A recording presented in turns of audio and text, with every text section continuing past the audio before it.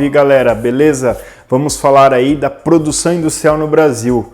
Como e de que maneira começa o processo de indústria no Império? Certo? Então, como e de que maneira começa o processo de indústria no Império? Se liga aí, curte aí, se inscreve no canal. Bom, havia uma concentração de renda muito grande na mão dos cafeicultores. Isso é perceptível, sobretudo pela lógica de toda a questão dos latifúndios. E isso vai dificultar o incentivo de produções de outros setores.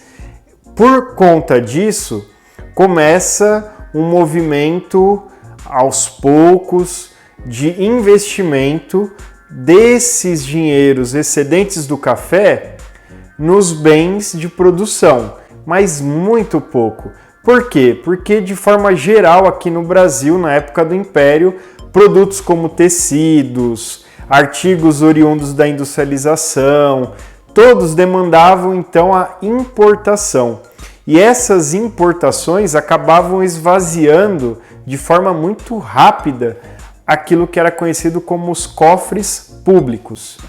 Só que vai acontecer uma mudança importante do ponto de vista legal. Sim, a produção industrial vai depender de uma ação legal no Brasil, fruto da Tarifa Alves Branco, de 1844. Essa tarifa, basicamente, ela vai aumentar o valor dos impostos sobre os produtos importados. Cerca de 3.000 produtos passam a ser taxados. E esses produtos são taxados sobretudo de onde? Adivinha? Da Inglaterra, de onde vinha a maior parte dos nossos produtos.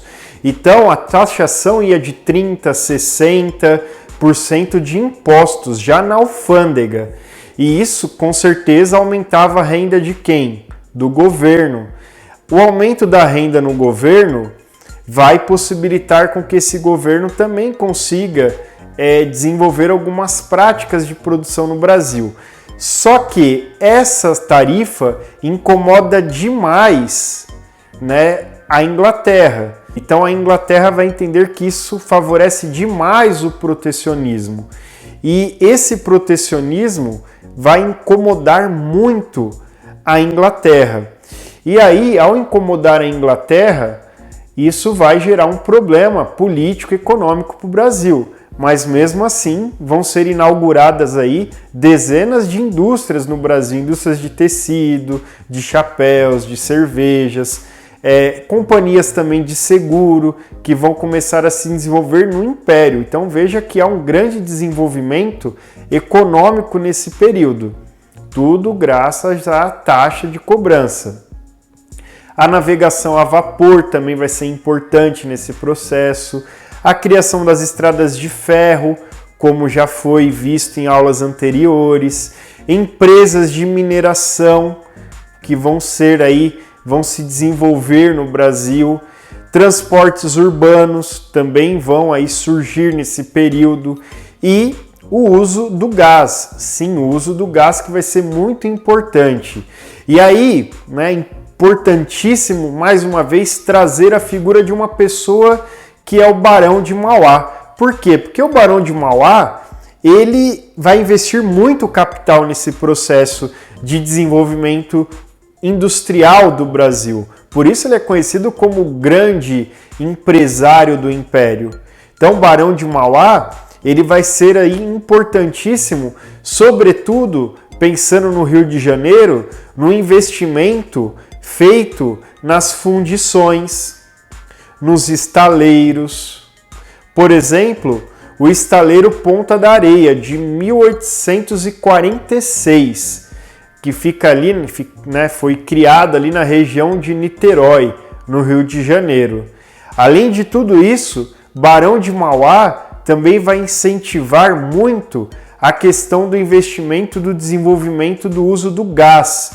E aí, em pouco tempo, ele já está apto com as suas empresas na fabricação de tubos para esses encanamentos, bem como também para o desenvolvimento de navios a vapor e os trilhos de ferro.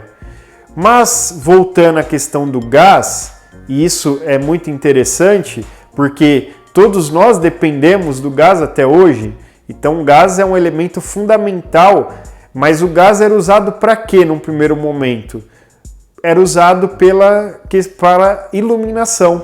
Então aí você tinha a companhia de iluminação, a gás na cidade do Rio de Janeiro, que a partir de 1854 vai fornecer luz para toda a capital do Império. Então olha que interessante, né? Essa capital do Império vai ali ser iluminada pela luz, pelo gás, incentivado sobretudo por Barão de Mauá. Outro ponto importante aí a se destacar nessa questão das mudanças de forma de trabalho no Brasil é a Lei 581 de 4 de setembro de 1850, conhecida aí Lei Eusébio de Queiroz. O que essa lei fazia? Ela proibia a importação de escravizados, sobretudo, e é muito forte o que diz o artigo 3. Vamos ouvir. São autores do crime de importação ou de tentativa dessa importação o dono, o capitão, o mestre, o piloto e o contramestre da embarcação e o sobrecarga.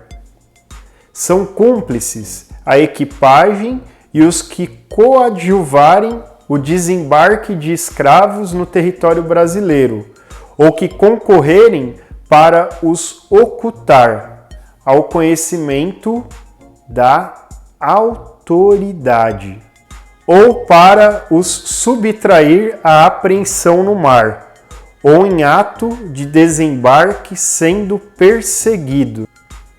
Então, essa lei ela é muito importante aí, porque ao limitar, ao proibir essa questão da vinda dos escravos, o tráfico se torna caro. Então, por que a gente fala da Lei Eusébio de Queiroz?